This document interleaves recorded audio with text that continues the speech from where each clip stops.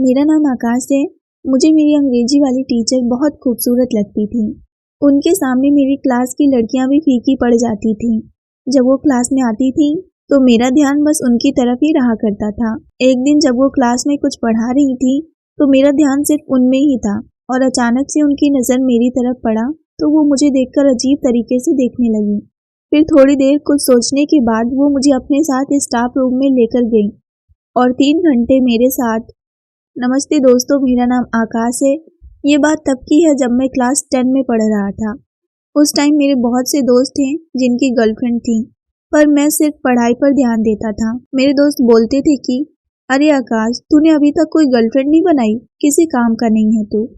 मैं फिर भी उनकी बातों पर ध्यान नहीं देता था, क्योंकि अभी तक मुझे मेरी तरह की लड़कियां मिले ही नहीं थी जिसे मैं अपनी गर्लफ्रेंड बनाऊं।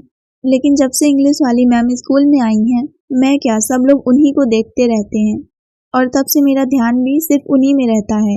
वो दिखने में बहुत ही खूबसूरत और गोरी थी। उनके बाल कमर तक था और उनकी आंखें बहुत ही सुंदर थीं।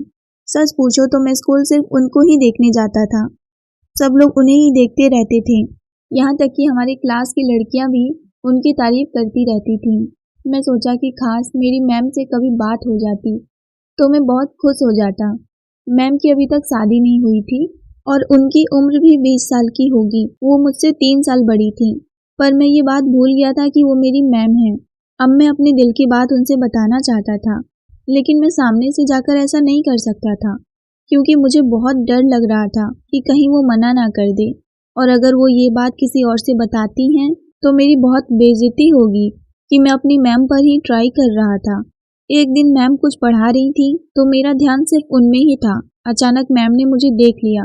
फिर वो मुझे अजीब नज़रों से देख रही थी। मुझे समझ में नहीं आया कि वो क्या करेंगी।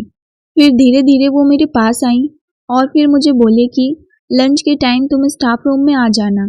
मैं बहुत घबराया हुआ था कि आखिर क्या बात है। फिर जब जैसे ही लंच हुआ, मैं तुरंत डरता और घबराता हुआ स्टाफ रूम में गया। मैंने देखा कि मैम वहाँ पर अकेली थी। उन्होंने मुझे कहा, जाओ जाकर दरवाज़ा बंद कर दो। मैं दरवाज़ा बंद करने जा रहा था। मैंने कहा, वो मैम दरवाज़ा क्यों बंद करना है? मैम ने कहा, देखो जितना बोलती हूँ उतना करो, फिर मैं बताती हूँ तुम्हें। मैंने दरवाज़ा बंद किया। फिर उन्होंने 3 घंटे मेरे साथ बैठकर बातचीत की। उन्होंने मेरे घर वालों के बारे में पूछा। मैं डर गया था कि कहीं वो मेरे घर पर कोई शिकायत तो नहीं करेंगी ना। तो उन्होंने कसम खाई कि नहीं, मैं तुम्हारे घर वालों को कुछ भी नहीं बताऊंगी। बस तुम अपने घर वालों के बारे में मुझे बताओ कि तुम्हारे घर वाले क्या करते हैं। मैंने बताया कि मेरे पापा एक किसान हैं और मेरी माँ घर पर ही रहती हैं। मैं उनका इकलौता लड़का हूँ। तभी मैम बोली कि तुम्हें पता है, मेरे घर पर हम 3 बहनें हैं और मेरे पापा मजदूरी करते हैं और मेरी माँ घर पर रहकर सिलाई का काम करती हैं।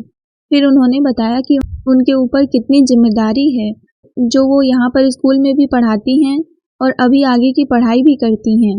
उन्होंने अपने दर्द से इस कदर रूबरू करवाया कि मुझे मेरी भी जिम्मेदारियों का एहसास हो गया। फिर मैम ने मुझे कहा, बेटा, ये सब करने के लिए पूरी उम्र पड़ी है, लेकिन अभी अपने लिए ना सही, अपने घर वालों के लिए कुछ करके दिखाओ जिससे उन्हें तुम पर गर्व महसूस हो। मुझे मेरी गलतियों का एहसास हो गया था और मैंने मैम से माफ़ी मांगी। फिर मैं बोला कि मैम, मैं आगे से वादा करता हूँ कि मैं कुछ बन के ही दिखाऊंगा। धीरे धीरे मैं पढ़ाई में बहुत मन लगाने लगा और फिर मैं बहुत अच्छे से पढ़ने लगा। उस साल मैं क्लास में फर्स्ट आया था। आप सोच सकते हैं कि क्लास में सबसे पीछे बैठने वाला लड़का क्लास में फर्स्ट आ जाए तो लोग कितने आश्चर्य हो जाते हैं। कुछ ऐसा ही हुआ था मेरे साथ। जब मैंने अपनी पूरी पढ़ाई ख़त्म की, उसके बाद मैं पुलिस की तैयारी किया और आज मैं यूपी पुलिस में दरोगा के पद पर तैनात हूँ। दोस्तों, वो कहते हैं ना कि हर कामयाब इंसान के पीछे एक औरत का हाथ होता है, लेकिन वो तो एक जरिया है। वो औरत हमारी माँ भी हो सकती हैं, हमारी पत्नी भी हो सकती हैं, या फिर हमारी बहन भी हो सकती है, या फिर हमारी गुरु, हमारी मैम भी हो सकती हैं।